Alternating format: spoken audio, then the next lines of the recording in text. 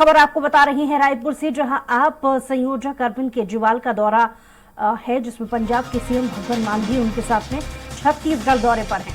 आज जगदलपुर में बड़ी चुनावी सभा करेंगे। बस्तर के आदिवासी सीटों पर आपकी नजर है। 3 महीने में केजरीवाल का ये तीसरा दौरा है।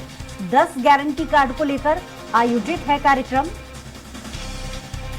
तो छत्तीसगढ़ के दौरे पर रहने वाले हैं भगवंत मान और अरविंद केजरीवाल।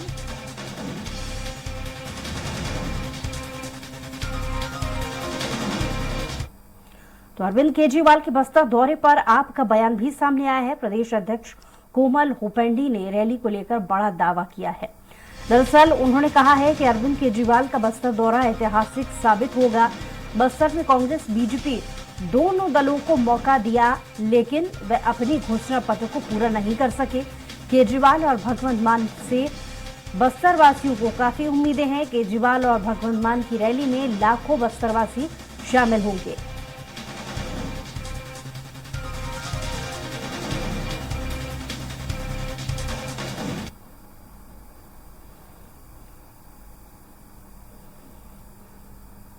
से बस्तर के लोग भारतीय जनता पार्टी और कांग्रेस की जो घोषणा पत्र देखते रहे, लेकिन अब तक सरकार में आने के बाद किसी पार्टी ने भी जनता की उम्मीद के अनुसार काम नहीं किया, ना तो अपनी घोषणा पत्र को पूरा किया। इसीलिए प्रदेश की जनता और बस्तर की जनता विशेष तौर पे माननीय अरविंद केजरीवाल जी और भगवंत मान जी का इंतजार कर रहे थे। और ज्यादा जानकारी के साथ स्वरा स्वाति हमारे साथ लाइव जुड़ गई हैं। हमारे से स्वाति, छत्तीसगढ़ में पिछले कुछ दिनों से आप पार्टी की सक्रियता देखी जा रही है। यही वजह है कि भगवंत मान और अरविंद केजरीवाल का दौरा है। ये दौरे कितने खास रहने वाले हैं, क्योंकि मंच के माध्यम से ऐसी उम्मीद है कि बड़ी घोषणाएं वो अपनी पार्टी की तरफ से कर सकते हैं। जी बिल्कुल, देखिए ये चुनावी मामला है। पूरा चुनावी माहौल जो है वो प्रदेश में बन चुका है। अगले 2 से 2 महीनों में यहाँ पर इलेक्शंस होने हैं। 90 विधानसभा में तीनों ही पार्टियां, अब मैं तीनों ही पार्टियां कहना ज्यादा सही समझूंगी, क्योंकि कांग्रेस और बीजेपी आपस में तो थी ही, लेकिन इसके साथ ही अब आम आदमी पार्टी भी उतने ही 90 सीटों पे, 90 विधानसभा सीटों पे अपने प्रत्याशी उतारना चाह रही है, जिसमें से 10 पे उन्होंने ऑलरेडी घोषणा कर दी है। और 3 महीनों में लगातार ये तीसरा दौरा है जब अरविंद केजरीवाल और पंजाब के मुख्यमंत्री भगवंत मान जो है वो प्रदेश आ रहे हैं। इसके पहले भी हमने देखा कि सबसे पहले राहुल गांधी ने जब यहाँ पर सभा को संबोधित किया था, कांग्रेस का सम्मेलन यहाँ पर हुआ था, उसके ठीक बाद अरविंद केजरीवाल आए। उसके बाद उनका एक दौरा हुआ बिलासपुर का, उसके बाद फिर एक दौरा हुआ रायपुर का, जब उन्होंने अपनी 10 गारंटियों में से 9 गारंटियां जो है वो दे दी है। और अब फिर आज बस्तर का दौरा, और बस्तर के दौरे में कहा जा रहा है कि उनके 10 गारंटी कार्डों में से जो 10वां वादा जो उनका बचा हुआ था वो यहाँ पर देने वाले हैं। इसके पहले ही हमने देखा कि उन्होंने जब अपनी 9 गारंटियों की बात की थी तो उसमें बेरोजगारी भत्ते की बात की थी, उसमें महिलाओं के लिए 1000 रुपए महीने देने की बात की थी, तो वहीं बसों की सुविधाओं की बात की थी, स्कूलों की बात की थी। मतलब मोटा मोटी ये समझा जा रहा था वो 9 वादों को देखकर, 9 उनकी गारंटियों को देखकर कि जो दिल्ली में उन्होंने मॉडल अपनाया है उसको वो पूरा यहाँ पे इम्प्लीमेंट करना चाह रहे हैं, वही मॉडल यहाँ पर लेके आना चाह रहे हैं। क्योंकि लगातार वहाँ के स्कूलों की स्थिति के बारे में आम आदमी पार्टी बात करती रही है, वहाँ पे महिलाओं को मिलने वाली फ्री फैसिलिटीज के बारे में बात करते रहे हैं, वहाँ पर बिजली को लेकर बात करते रहे हैं। तो वही सारी बातों को उन्होंने यहाँ पर कीजिएगा, आपके पास लौटेंगे। हमारे साथ दूसरी तरफ जगदलपुर से हमारे संवाददाता जुड़ गए हैं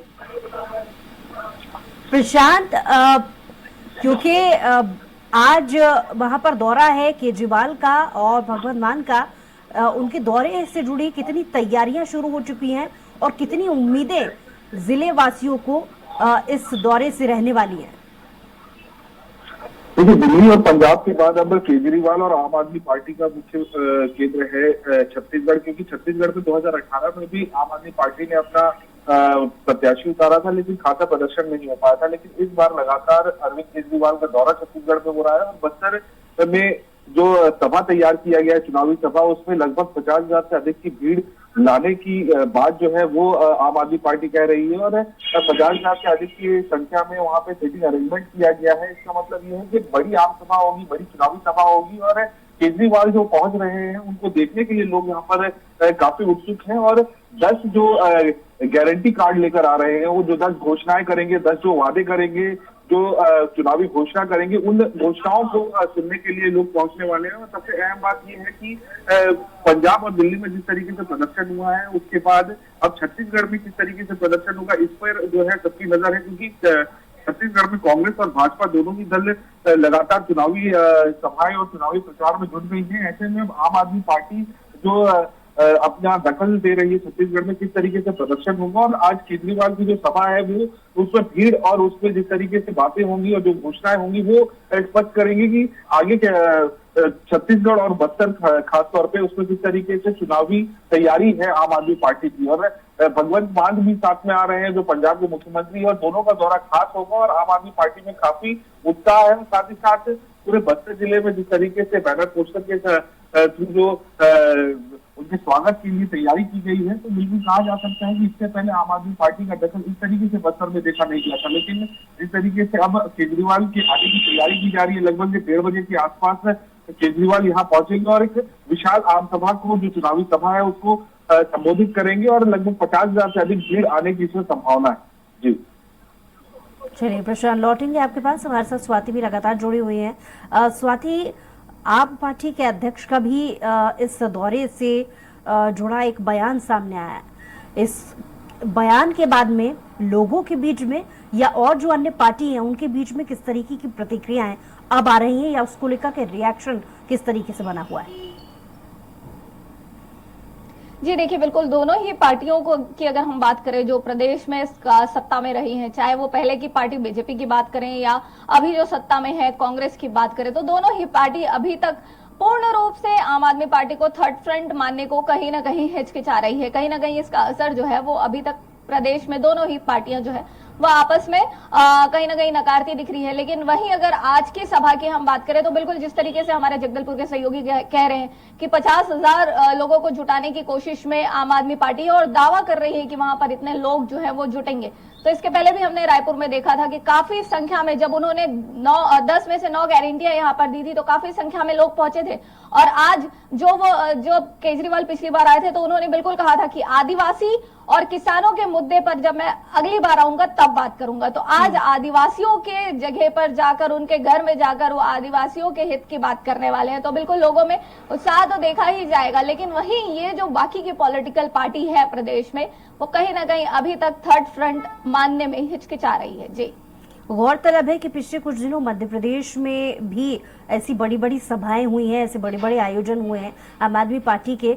लेकिन ये कहना भी गलत नहीं होगा कि वहां पर कार्यकर्ताओं के बीच जितने जोश की उम्मीद की जा रही थी इस दौरे से जुड़े, वो उतना देखा नहीं गया। तो छत्तीसगढ़ में अब क्योंकि लगातार ये दूसरी तीसरी बार उनका दौरा है, कितना कार्यकर्ताओं में जोश देखा जा रहा है?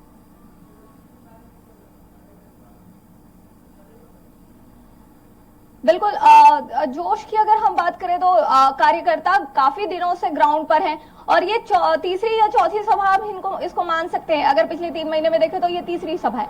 और उसके पहले भी हमने देखा कि बिलासपुर की जो इनकी सभा थी, काफी ज्यादा संख्या में लोग पहुंचे थे। रायपुर की सभाओं की हम बात करें तब भी रायपुर की सभा में हजारों की संख्या में लोग जो है वो पहुंचे थे।